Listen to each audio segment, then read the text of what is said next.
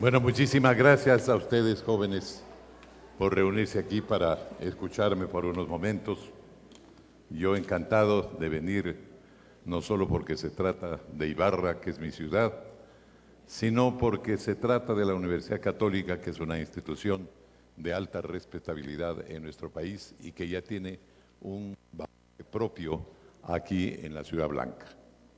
Entonces, vamos a aprovechar el tiempo en cuanto sea posible para charlar un poco, comunicarnos un poco y poder contarles algunas cosas y algunas ideas que yo tengo respecto de mi oficio, de mi profesión, que también es la de ustedes, y desde luego con la esperanza de que eso sea útil para ustedes como jóvenes que quieren entrar en este mundo de la comunicación.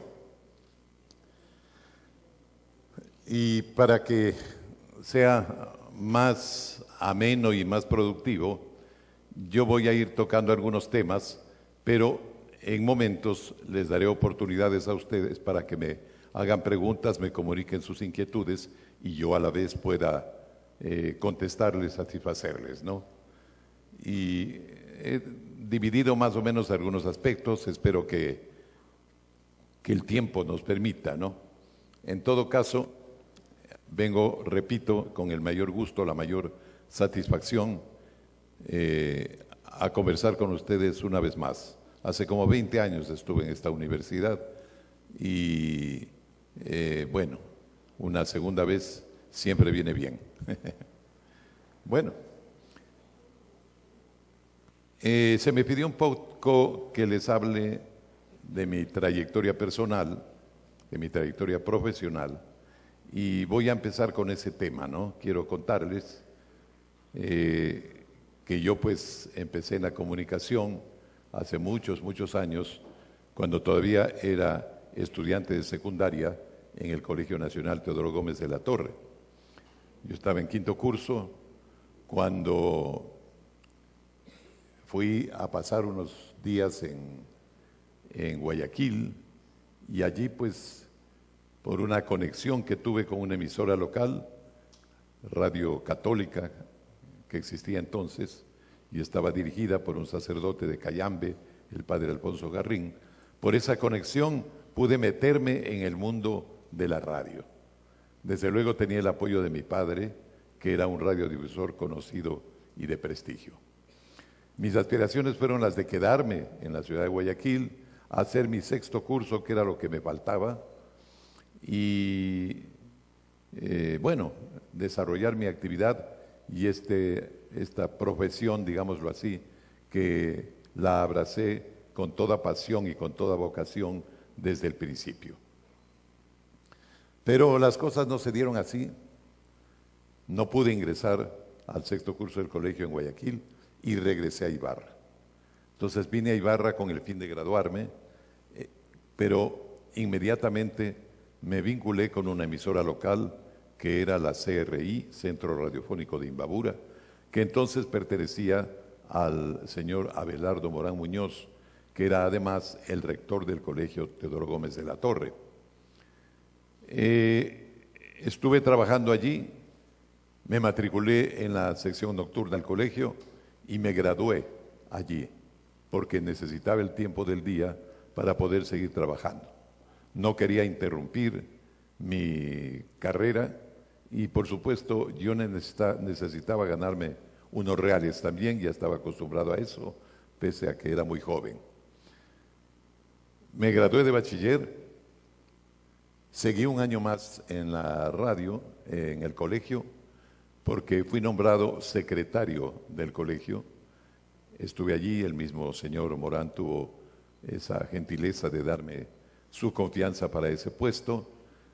Me vinculé, incluso ya estuve dando clases y me parecía que estaba en una actividad muy linda que también me atraía mucho. Entonces, de noche el colegio, de día la radio, yo me sentía realizado.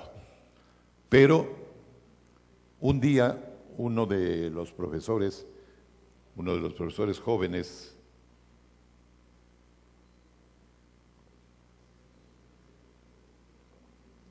que había hecho amistad conmigo, que también fue mi profesor en los primeros años de colegio, me dio un consejo que resultó oportuno.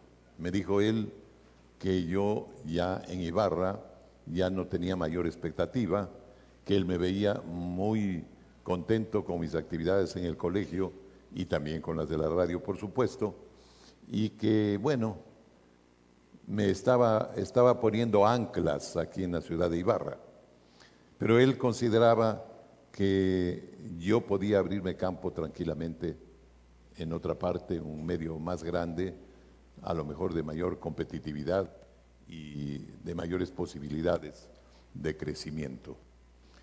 Entonces, efectivamente, Ibarra en esa época estaba muy limitada, no teníamos una sola universidad y quienes estábamos en el colegio, terminábamos la secundaria, no teníamos otra alternativa que salir de la ciudad para ir a educarnos en Quito, en Guayaquil o en Cuenca, que eran las ciudades donde habían universidades. Pensé yo en una frase que alguna vez leí que decía que el pez crece según el tamaño de la pecera. Entonces dije, sí, yo necesito una pecera más grande. Ibarra, recalco, no era lo que es ahora. Ustedes tienen otras posibilidades, ustedes tienen, ¿qué diría yo?, magníficas oportunidades aquí en su propia ciudad. Sobre todo la oportunidad de educarse como lo están haciendo ahora. Y salí. Mi idea original fue irme a Quito, considerando que tenía allí una propuesta de trabajo en una emisora de Quito, pero cuando llegué allá, recordé que yo en Guayaquil ya me había abierto un ambiente, que ya conocía mucha gente del medio y que era una ciudad que me gustaba y donde yo podía tranquilamente desarrollarme. Así es que volví a Guayaquil, esto fue el año 1962, un 14 de noviembre, amanecí un sábado allá y el día lunes ya estuve trabajando, vean ustedes con tanta suerte, ¿no? Llegué y el fin de semana hicimos algunas conexiones con mi papá y el día lunes ya empecé a trabajar en 2 emisoras de radio. Fue un tiempo bueno, ciertamente, y Guayaquil era una ciudad muy prometedora en aquellos tiempos, porque era un medio comercial de mucho movimiento económico y tenía uno mejores posibilidades que en otra ciudad. Incluso los sueldos eran superiores en Guayaquil más que en Quito o en otras ciudades. Finalmente empecé a trabajar y 2 meses después, en enero del 63, nació Radio La Prensa, que era una emisora ligada al diario La Prensa, un vespertino que existía entonces en la ciudad de Guayaquil. Esta emisora ya tenía el propósito de convertirse en una emisora informativa y musical. Yo hice el contacto que necesitaba y entré a trabajar allí. En poco tiempo fui nombrado director de la radio y empezamos a hacer pues periodismo radial, más o menos lo que se hace ahora, pero sin las ventajas que tenemos ahora, las ventajas técnicas, que en aquella época pues no teníamos un celular, no teníamos estos elementos de acercamiento, ¿no?, con la noticia, con las fuentes. Pero bueno, ahí estábamos, donde quiera había un teléfono para informar, salíamos al aire, monté programas de noticias en los horarios regulares, tenía un microinformativo cada hora y hacía programas de entrevistas, de debates sobre distintos temas de interés para la audiencia de Guayaquil. Me iba muy bien, la radio llegó a ubicarse excelentemente, la pusimos en el primer lugar de Guayaquil en sintonía y en prestigio, y sobre todo en esta faceta de la comunicación que resultaba nueva para el medio. De esa manera yo fui pionero también del periodismo radial. Tenía el apoyo del periódico, del equipo humano del periódico, y con eso pude hacerme de una estructura mínima que me permitió trabajar con eficiencia, digámoslo así. Allí seguí y estuve hasta el año 67 en que yo, pues siguiendo mis planes y como buen provinciano, tenía pendiente aquello de que tenía que estudiar en la universidad. Así es que me matriculé en la universidad, estaba estudiando arquitectura, nada que ver con lo que soy ni con lo que finalmente el camino que tomé. Pero yo quería estudiar algo, una profesión, y empecé a estudiar arquitectura y después combinaba esto con la radio y después apareció la televisión. Esto ya fue el año 67. Había una vinculación de amistad entre el dueño de la emisora de radio y el dueño de la emisora de televisión, que era absolutamente nueva, era Canal 2 de Guayaquil, lo que ahora es Ecuavisa. Entonces, en poco tiempo, y por ese motivo, me llamaron rápidamente. Yo ya tenía mi prestigio a través de la radio. No fue difícil que yo me abra esas puertas. Entré en la televisión. Primero entré de presentador. Y el primer año combinaba entre la radio y la televisión. Después ya tuve que dejar los estudios porque ya los horarios no me permitían. Y finalmente tuve que dejar la radio porque fui nombrado director de noticias de Ecuavisa. Y en ese puesto estuve 35 años en el aire, pues todo el tiempo que llevo ya. El próximo marzo van a ser 50 años. Y ¿qué les digo? Descubrí que la televisión era un mundo maravilloso, muy exigente, por supuesto, pero un mundo ideal para realizarse. Con mi experiencia de la radio me fue fácil acceder a las técnicas de televisión y ahí también nos convertimos en pioneros, en este caso del periodismo televisado. Así fuimos creciendo, pero hemos estado hasta la presente fecha trabajando, estamos trabajando allí en Ecuavisa. No puedo decir cuándo me retiraré, porque me cuesta mucho pensar en esa palabra. Y a la empresa también le cuesta mucho aceptar la idea. En todo caso, yo he trabajado todos estos años, primero en la dirección de noticias, después dejé la parte operativa porque quería tener tiempo disponible como para hacer otras cosas que me interesaban, como escribir un libro que lo acabo de lanzar. Este libro, que es un libro de memorias mías y que, bueno, en Ibarra circula con cierta dificultad, porque lastimosamente en Ibarra no hay librerías, parece mentira, pero casi no hay.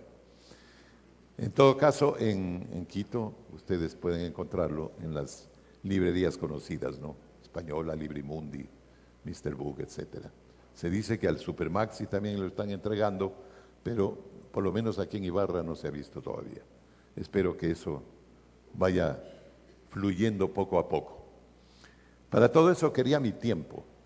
Además, claro, mi familia, mis hijos que ya habían crecido, quería estar más cerca de ellos. Dejé la dirección, que era lo que me llevaba más tiempo y más concentración, porque es la parte operativa de la elaboración de noticieros. Pasé a ser vicepresidente de noticias y ahora tengo, digamos, tareas más vinculadas a la planificación y al control y supervisión. Entonces, estoy en eso. Mis propósitos de ahora son de seguir en la televisión mientras sea posible y seguir escribiendo, porque escribir es una tarea muy hermosa y creo que los periodistas de una u otra manera terminamos en eso, terminamos escribiendo. Tengo algunas ideas en la mente, ya mi libro de memorias ha salido el primer tomo, en febrero o marzo saldrá el segundo tomo. Yo ya he terminado ese libro, ya lo entregué, ya está en imprenta.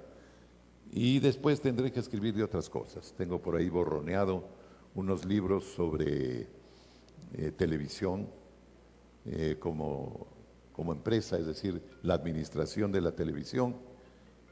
Y tengo también un libro que en general se llama La esencia de la televisión, porque tiene varios aspectos de lo que es la actividad en la televisión. Ese será un libro que a los estudiantes les va a interesar mucho, ¿no? Entonces, en todos esos planes estamos ahora. Y bueno, por eso me agradaba la oportunidad de conversar con ustedes, porque creo que cuando uno ha ganado experiencia y conocimiento, vale la pena compartirlo con la gente joven.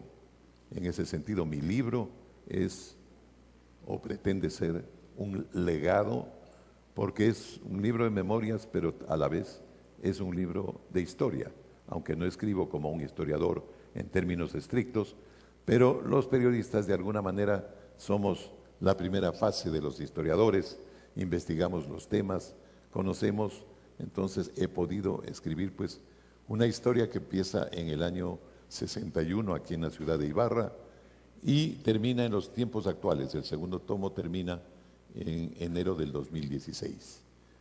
El primer tomo termina en 1988, cuando concluye el gobierno de León Febres Cordero. Bueno, hasta aquí y así en resumen más o menos mi trayectoria. Entonces aquí hagamos una primera pausa para que ustedes hagan las preguntas que quieran y yo poder satisfacerlas.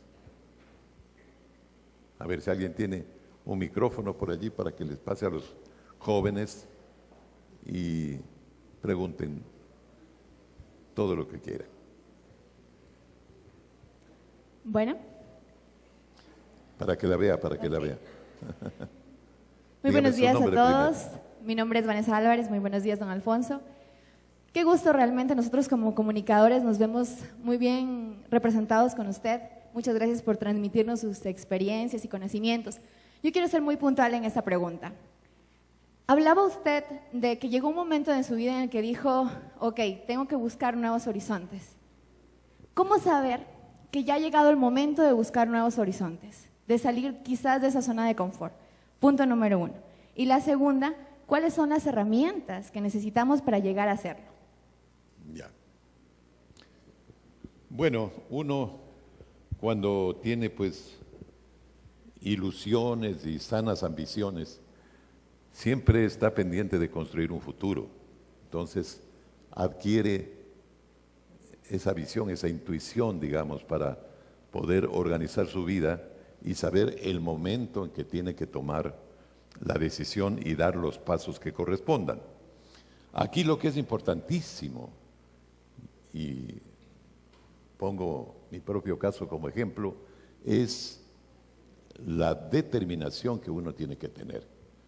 Porque a veces uno tiene sueños, tiene ilusiones, tiene ideas, tiene proyectos, pero le falta esa voluntad para poder dar el paso en el momento en que tiene que darlo. Cuando el profesor Milton Romero me dio este consejo que les conté, bueno, esto fue la noche de un día miércoles, salíamos del colegio, conversábamos dando una vuelta al parque, me dijo esto, yo me fui pensando a mi casa, me fui reflexionando, hablé con mi madre sobre todo, mi madre lo entendió, y bueno, el viernes de tarde ya estuve en un bus de la Flota Imbabura, camino a Quito. Pero yo sabía que si no lo hacía ese momento, a lo mejor no lo hacía. Entonces, hay que tener esa determinación, esa es la clave. La visión está bien para entender qué es lo que tenemos que hacer en un momento determinado, pero sí esa determinación es muy importante. Yo no tenía apoyos concretos, no podía decir siquiera que el camino era claro, no, pero me fui, por eso titubeé, fui a Quito con la idea, porque allí tenía una oportunidad de trabajo en la emisora HCJB, que fue la que me propuso, pero después comprendí que Guayaquil era mejor y tampoco dudé y también me armé de voluntad y determinación, regresé a la Flota Imbabura y fui a amanecer en Guayaquil. Entonces yo creo que la clave está en eso, en la voluntad, en no fuerza de voluntad, sino voluntad a secas, como tiene que ser. Cuando uno tiene que hacer las cosas que debe hacer, que uno considera que debe hacer, cuando uno tiene la visión clara de lo que puede ser su futuro inmediato, pues hay que actuar. Entonces el tiempo va pasando positivamente. Yo pues era muy joven, 20 años más o menos, y Ya me abrí camino en mi profesión en un medio grande como era Guayaquil, con mejores expectativas y mejores posibilidades. Buenos días, don Alfonso. Bueno, mi nombre es Kevin Ponce, yo también vengo acompañando a mis compañeros desde Santo Domingo. Un cordial saludo desde la PUSE de Santo Domingo. Desde redes sociales nos dicen que por favor le digamos que estamos aquí presentes en Santo Domingo. Le quería preguntar algo respecto a la televisión. ¿Cuál es ese elemento fundamental para que la televisión en sus noticieros tenga tanto contacto con la gente? ¿Cuál es ese secreto que ha llevado a Ecuavisa a tener tanto éxito todavía en el noticiero, que la gente siga confiando en el noticiero? ¿Cuál sería ese de ahí? Bueno, la televisión pues es un tipo de medio de comunicación muy poderoso en sí, porque no es como la prensa escrita, pues las personas que no saben leer ni escribir tranquilamente pueden enterarse de muchas cosas a través de la televisión. Y aunque ahora pues hay otras técnicas nuevas como el internet que nos han dado las redes sociales y todo esto que se ha vuelto mucho más influyente, diría yo.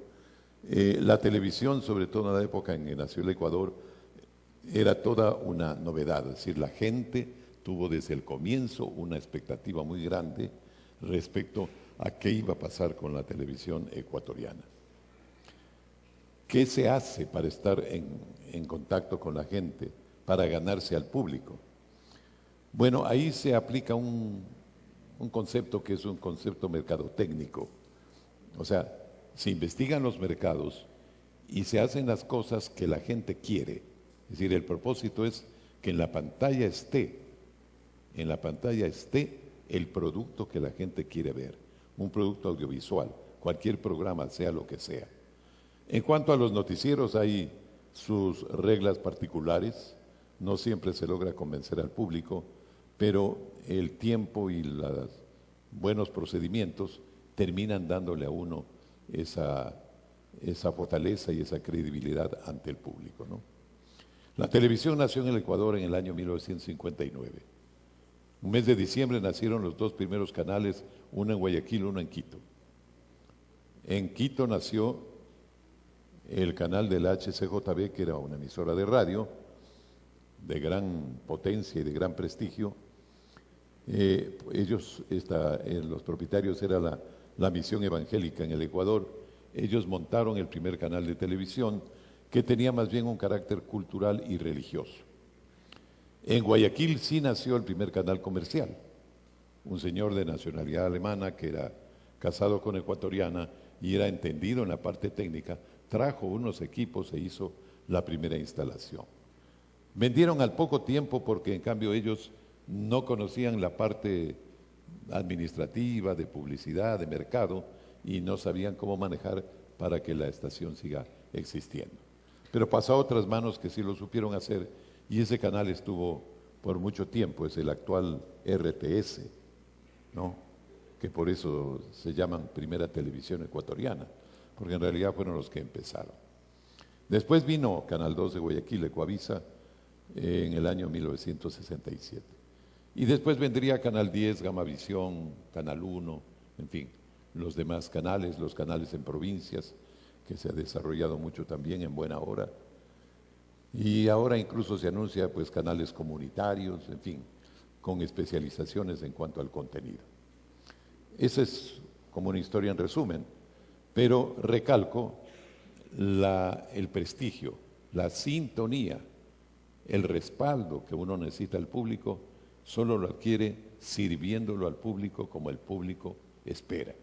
Entonces, para eso y en la parte del entretenimiento, de los programas, hay pues métodos de marketing, mercadotécnicos, que permiten estar sondeando permanentemente el gusto, las inclinaciones de la gente e incluso las inclinaciones culturales, que es lo que le va motivando a la gente cada vez más, qué temas, qué conceptos, etcétera.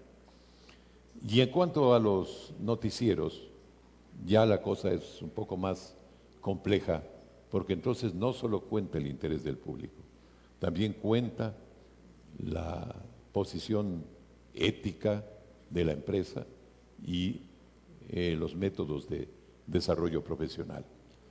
Pero la parte ética es la fundamental para mí, ya vamos a hablar un poco más a conciencia de eso, y allí pues es donde pienso yo que se afinca la confianza de la gente.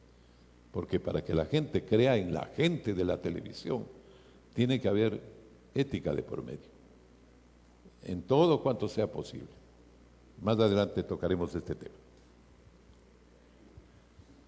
Buenos días, don Alfonso. Mi pregunta sería, en toda su trayectoria en el periodismo ecuatoriano, ¿nos comentaría cuáles han sido los cambios positivos y negativos en la evolución del trabajo informativo en los medios de comunicación del país? Cambios positivos y negativos en la comunicación del país. En la evolución. Perdón. En la evolución de, o sea, de lo que ha sido desde que ha empezado su carrera como periodista hasta el día de hoy. Ya, es decir, lo que ahora somos y lo que antes fuimos. Bueno,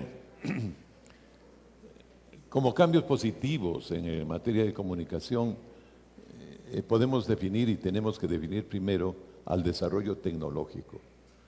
La televisión cuando empezó era un pequeño taller, nada más. Éramos muy pocas personas. Hacíamos las cosas con grandes dificultades.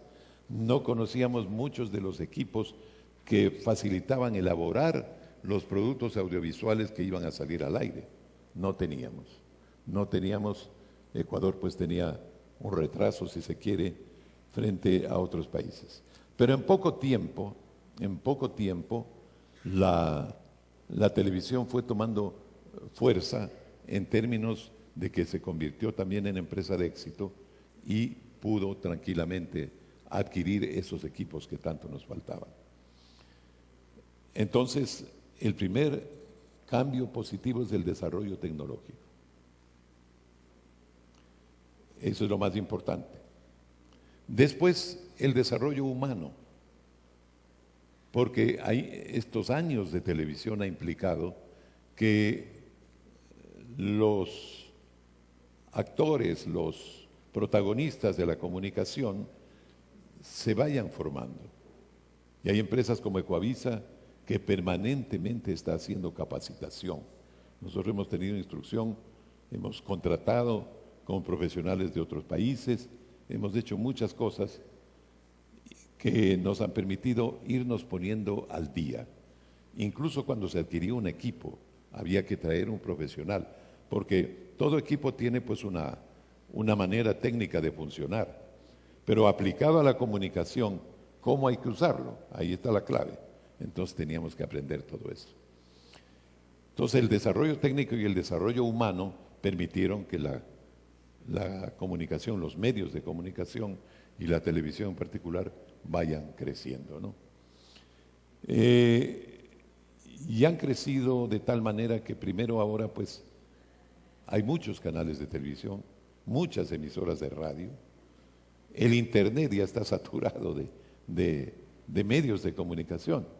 Y si nos vamos a un asunto más práctico, yo puedo decir que cada persona es un medio de comunicación, porque por las redes sociales está haciendo comunicación, está dando a conocer ideas o lo que sea a otras personas.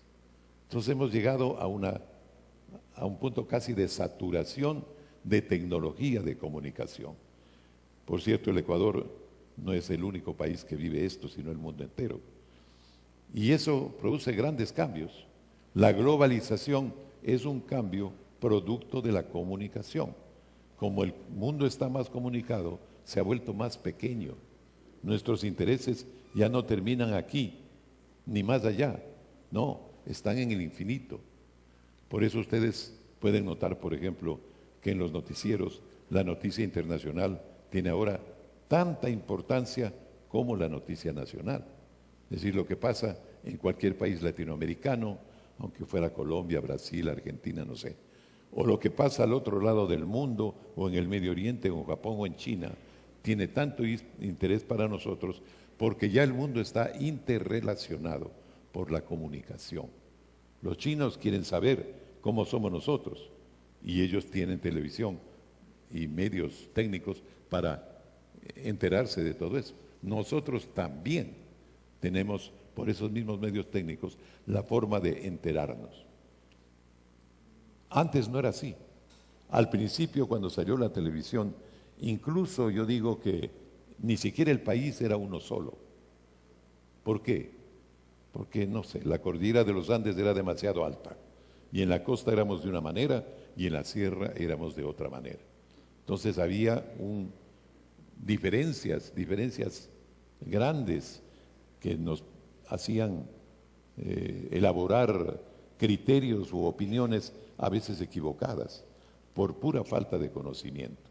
Pero claro, el país ha cambiado, estamos unidos por carreteras, por los aviones y sobre todo por los medios de comunicación.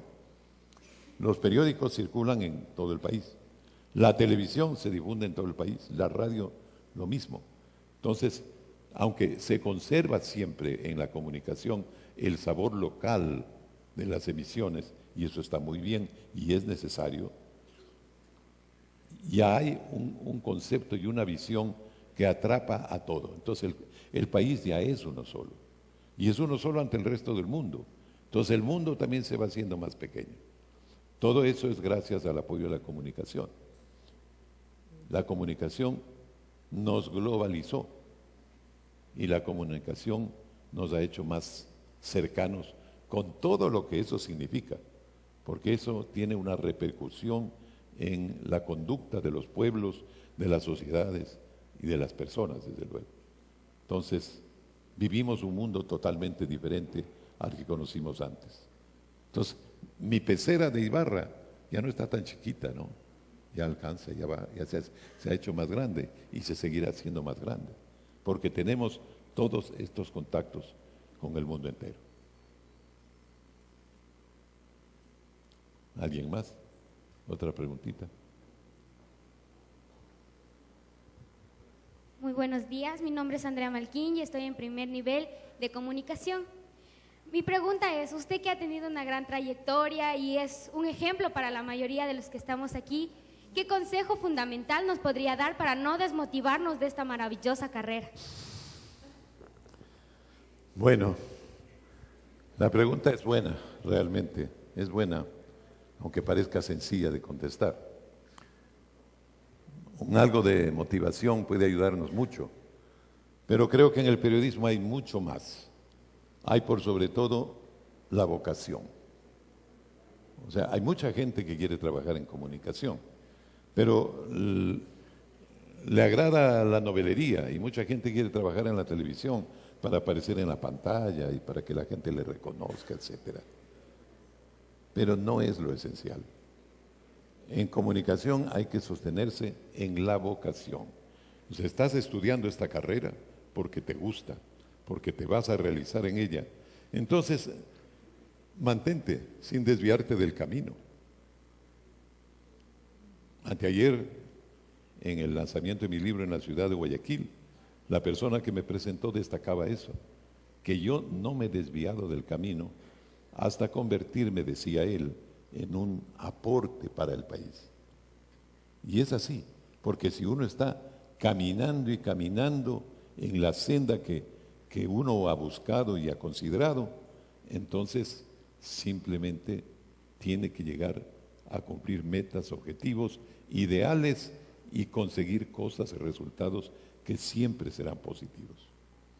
Es decir, si ustedes quieren un consejo en ese sentido, no tomen a la comunicación como algo pasajero. Yo sé que en este tiempo hay mucha competencia. Todo el mundo está en las universidades estudiando comunicación, son las escuelas y facultades más concurridas. Pero no todos están con verdadera vocación. Y regularmente ellos van a tener problemas a la mitad del camino, sobre todo cuando tengan dificultades. Porque este es un trabajo muy duro, es un trabajo muy intenso, muy exigente. El verdadero comunicador, el verdadero periodista, es una persona que trabaja las 24 horas, aunque no esté en su oficina o en su medio de comunicación. Cuando uno abre los ojos y ve un noticiero, ya está trabajando. O prende la radio en el auto, qué sé yo, ya está trabajando. Ya está pensando esta noticia, ¿por qué no la cubrimos? Esta noticia tiene este otro ángulo que no ha sido conocido, qué sé yo, cualquier criterio así. Entonces uno va elaborando todos esos criterios a su vez que se convierten en minutos en plan de trabajo. Entonces uno siempre está trabajando. El periodista está obligado a culturizarse constantemente, por mucha especialización que tenga. Una vez alguien decía que los periodistas deportivos no necesitan culturizarse mucho, porque con que entiendan el campeonato nacional de fútbol, ya lo demás. No es así, no es así. Un periodista, un comunicador, es alguien que debe tener la vocación de cultivarse, que debe estar leyendo constantemente, consultando constantemente. Entonces todo eso también te ata a tu vocación, porque te está realizando en eso, en esas tareitas que te planteas cada hora, cada minuto y todos los días. Pero hay que seguirse preparando. Los periodistas regularmente somos personas mejor informadas que los demás.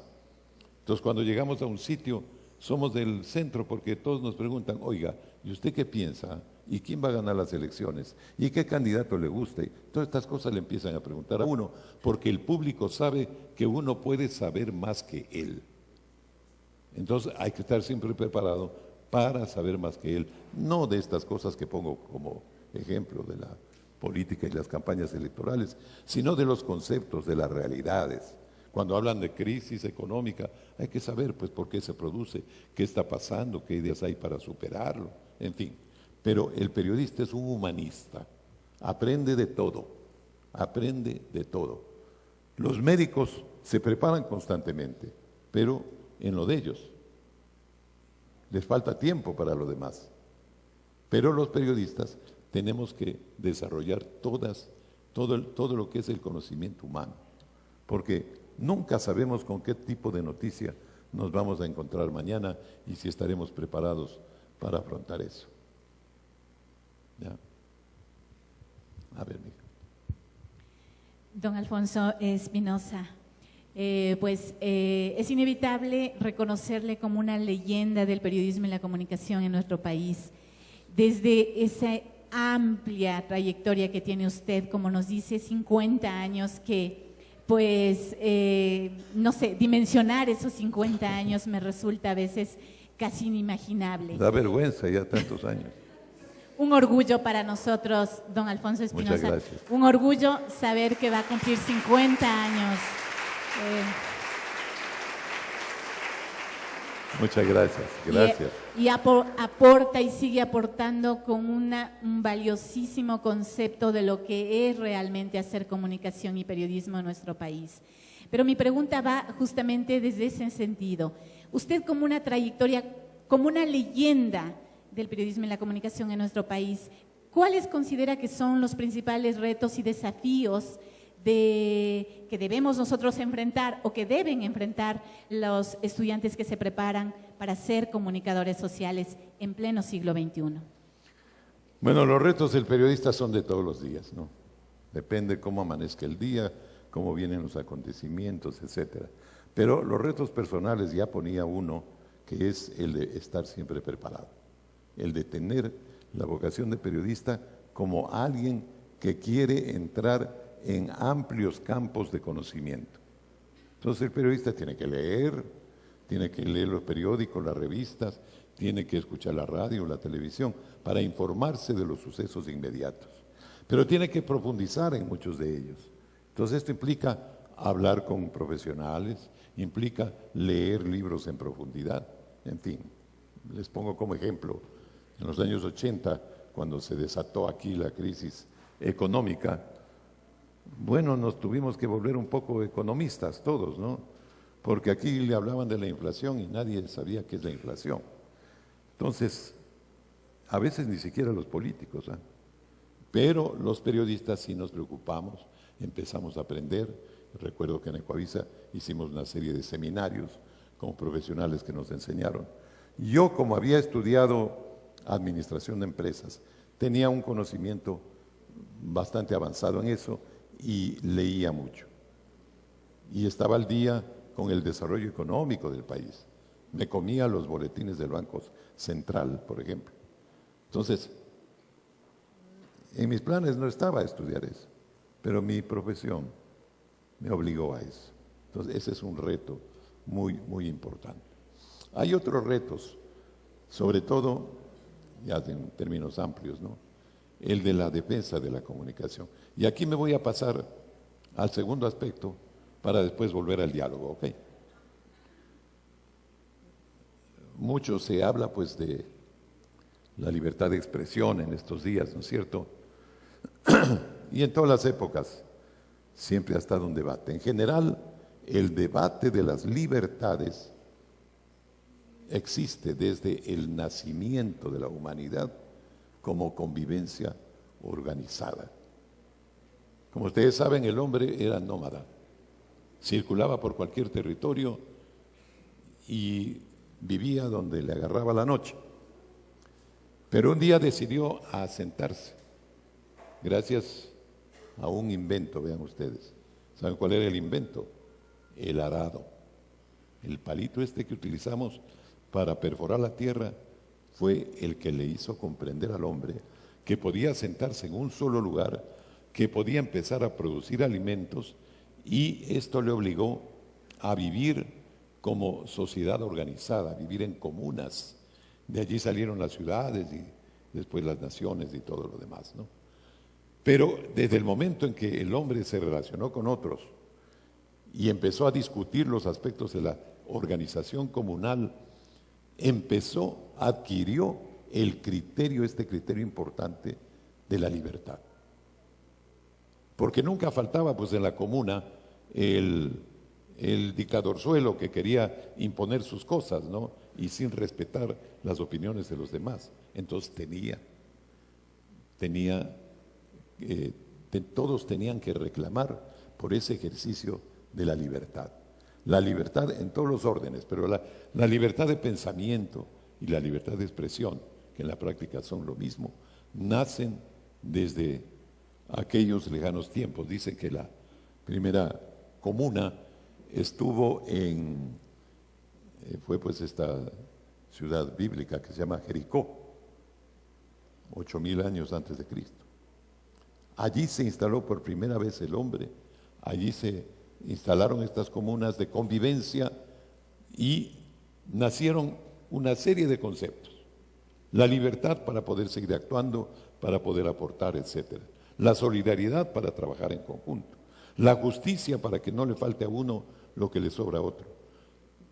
En fin, muchas cosas. Desde luego el desarrollo del conocimiento, porque ya inventado el arado, empezaron a inventar muchas cosas más y a crear muchas cosas más. Pero todo eso tiene un ingrediente supremo que es el de la libertad. Hay que tener libertad. No quiere decir que tenemos que ser anárquicos, no. La libertad combinada con responsabilidad nos permite vivir de manera organizada con las demás personas. A lo largo de la historia, pues, hay muchos conceptos cuando se quiere hablar de libertad. Los griegos decían que es la autodeterminación del hombre con respecto a sí mismo. Los estoicos decían que es la capacidad de disponer de sí mismo. Pero hay un concepto que me gusta mucho de un filósofo que se llama Arthur Schopenhauer, que dice que la libertad es la conciencia lanzada a través de la existencia. Aquí hay digamos, una fase que determina primero, cuando habla de la existencia, de que la libertad es una condición permanente de toda la vida, de todos los seres humanos. Por eso es que los sistemas políticos generalmente fracasan cuando atacan la libertad, porque cuando limitan la libertad, ¿qué ocurre? Que la gente empieza a producir menos. No tiene motivaciones personales. La libertad individual está primero, así es, esa es la realidad. Y queremos progresar y queremos ser más y tener más. Entonces, para eso necesitamos nuestra libertad individual. Las leyes del sistema político vigente o lo que sea puede darnos una serie de normas para esa convivencia organizada. pero tienen que llegar a un límite. No pueden arrasar con la libertad de las personas. Históricamente esto está demostrado. La libertad de pensamiento, la libertad de expresión, que son lo mismo, hacen posible que exista el debate, la discusión, la conversación. Y por esto es imprescindible en la convivencia humana. Siempre estamos debatiendo, siempre estamos discutiendo, en la familia, en el grupo de compañeros, en el grupo de trabajo. Pero allí, cuando estamos debatiendo con libertad, es cuando empezamos a progresar, a descubrir las posibilidades de crecer. El ejemplo más típico, no lo digo desde el punto de vista político, sino más bien en este análisis que estamos haciendo de las libertades, es el que nos dieron los países comunistas. El comunismo fue creado, nació más o menos a finales, en 1868, nació el marxismo, a finales del siglo XIX, como una contraparte a la revolución industrial. La revolución industrial se produjo en esos años cuando se inventó la máquina de vapor. Con la máquina de vapor, los seres humanos adquirieron posibilidades de instaurar el trabajo de procesos llamado industria. Hasta esa época todo se hacía con el músculo del hombre, pero la máquina de vapor sustituyó al músculo del hombre y permitió hacer producción en serie. Entonces nació la industria.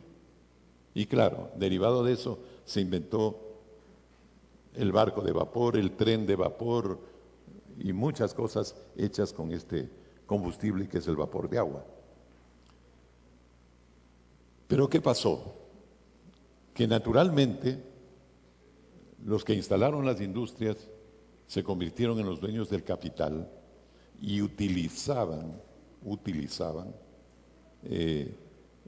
este proceso industrial para producir más y vender más. ¿Qué ocurrió? Que el obrero de repente era la pieza fundamental, pero no había ninguna ley que le proteja.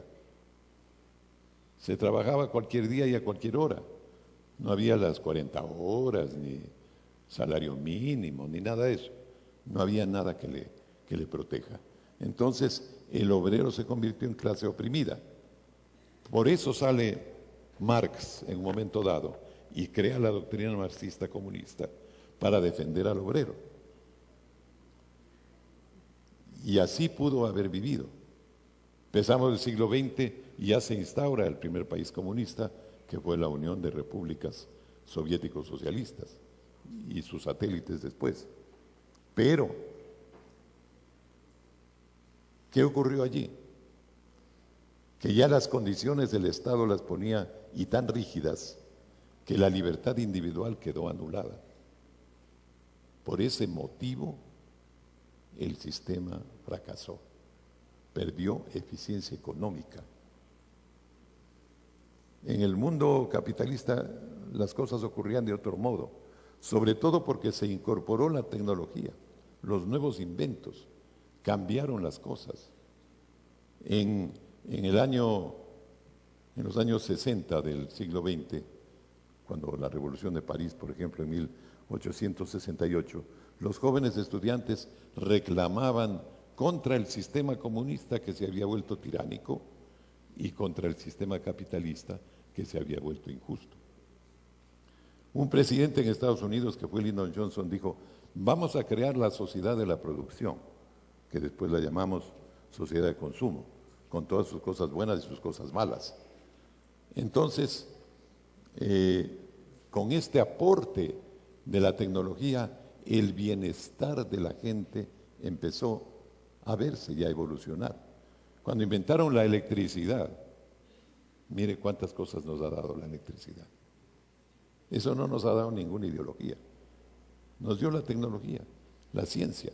Se inventó la electricidad. Hay una anécdota, les cuento rapidito, entre Lenin, el fundador del comunismo, y un filósofo francés, que discutían de este tema, y el filósofo francés sostenía que es la tecnología la que va a dar bienestar a la gente y no la ideología.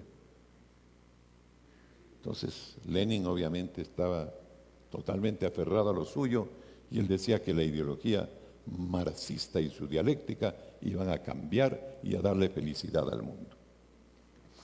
Entonces, este filósofo le puso de ejemplo la electricidad, le digo. La electricidad está prácticamente recién inventada, pero ¿cuántas cosas nos ha dado? Eso no ha hecho ninguna ideología. ¿Y cuánto tenemos ya como consecuencia de la electricidad? Entonces, Lenin contestó con una pregunta que es un poco risible, ¿no? Porque dijo, el comunismo es el socialismo más la electricidad. Imagínense qué diría ahora, tendría que decir el satélite, la genética, todos los inventos de estos tiempos, ¿no? Entonces, siempre ha habido esa confusión, pero nació el comunismo con un afán, con un ideal, pero nunca se concretó porque terminó perdiendo eficiencia económica. Entonces llegó un momento en que ya no se podía sostener. Apareció Gorbachev y creó la famosa perestroika. Pero ¿cómo él empezó la perestroika? Este es el concepto al que quería llegar. Empezó con algo que se llama glasnost, que significa transparencia. ¿Qué es la transparencia? La libertad de información. Porque en el régimen comunista tenían un sistema de información único, oficial y engañoso. Por ejemplo, de acuerdo a esas estadísticas que daban a las Naciones Unidas y todo, Alemania Oriental era el país más avanzado del mundo comunista. Yo conocí Alemania Oriental, un país de llorar, que uno no lo hubiera imaginado jamás. Estuve en un hospital, vi unas cosas, las carreteras aquí eran mejores, en esa época, en los años 80. Bueno, muchas cosas. La única vez que en la vida me ha dado un ataque de asma, me dio en un pueblo de Alemania Oriental, porque todos usaban, pues esto ha cambiado, su combustible del carbón. Entonces yo desde que llegué sentía un olor así muy típico, pero estaba respirando carbón. A la noche me moría con un ataque de asma. Y yo nunca he tenido asma. No conocía esa enfermedad, la conocí ahí, pero era por el aire contaminado. Entonces, esa era Alemania Oriental, el país más avanzado del mundo comunista. Entonces, tenían un atraso tremendo y tenían que fracasar. Entonces, ¿qué hizo Gorbachev? Instauró la glasnost, la transparencia, y dejó que el país entero se enterara de la verdad, que ya no tenga estadísticas mentirosas, que ya no tenga informaciones falsas. No, se dieron cuenta de lo que estaba pasando y empezó la transformación. Mucha gente salió en busca de otras cosas a otros países. Pero voy a me he dado esta larga vuelta por la historia, pero es para destacar este papel de la libertad. La libertad no es algo etéreo, no, es algo que se practica. ¿Qué más les puedo decir? Que el hombre, bueno, no es perfecto, nunca será perfecto, nunca lo ha sido. El hombre no es Dios, pero sí busca el perfeccionamiento constante. El hombre quiere ser mejor, pero si puede emitir sus ideas, si puede debatir sus ideas, si puede contrarrestar opiniones, es posible que encuentre caminos para ese perfeccionamiento. ¿Con qué insumo? Con el de la libertad de expresión. Bueno, esa más o menos idea sobre la libertad en general y la libertad de expresión en particular. Si aquí quieren hacer alguna preguntita, vamos rapidito.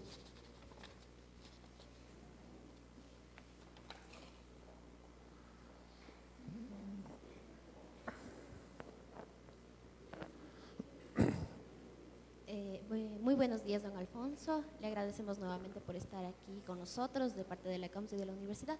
Mi pregunta es la siguiente. En cuanto a credibilidad, ¿cómo se siente usted a ser un líder de opinión a nivel nacional? Al hacer opinión. Un líder de opinión. Ajá. ¿Perdón? ¿Cómo se siente usted al ser un líder de opinión a nivel nacional? Bueno, el sonido está un poco abombado y yo soy un poco sordo. Bueno, el periodismo tiene pues la faceta de la información y la faceta de la opinión. La más importante es la faceta de la información. ¿Por qué?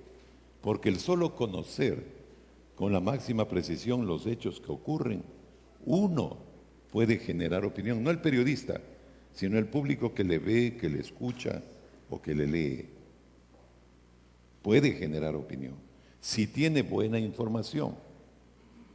La información es la que da los criterios, nos permite elaborar criterios para juzgar por nosotros mismos. Yo por lo menos me llevo de eso. Por eso es que a mí no me han de oír opinar todos los días. Porque yo creo que esa opinión repetitiva de todos los días se convierte, no sé, en una herramienta más bien negativa. La opinión yo prefiero darla cuando las circunstancias lo merecen, cuando se necesita emitir esa opinión, hacerlo de una manera muy fundamentada, entonces tiene impacto en la gente que me escucha. Pero si la gente se acostumbra a que uno opine siempre, ¿qué dice la gente? Ah, es que este señor nos da pensando a todos. Y eso hay que evitar. Les voy a contar aquí otra anécdota.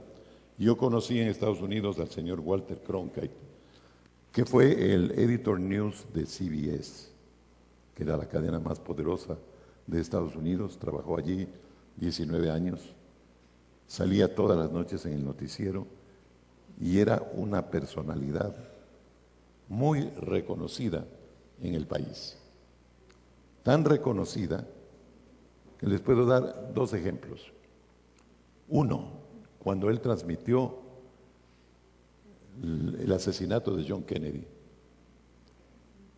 y derramó lágrimas en la pantalla. Bueno, todo Estados Unidos lloró con él. Fue increíble. Y otra más importante todavía sobre el papel de la información es que Estados Unidos estaba metido en la guerra de Vietnam, pero no le estaba yendo muy bien, al punto de que un jefe de las tropas de allá le dijo un día al presidente Johnson: si usted quiere que ganemos esta guerra, déjeme soltar la bomba atómica, no hay otra solución. Pero ya los americanos tenían una experiencia muy criticada, que fue pues la bomba atómica en Japón. El presidente Johnson no lo apoyó. ¿Qué tenía que hacer Estados Unidos? Tenía que abandonar Vietnam, tenía que dejar ese país, no quedaba más.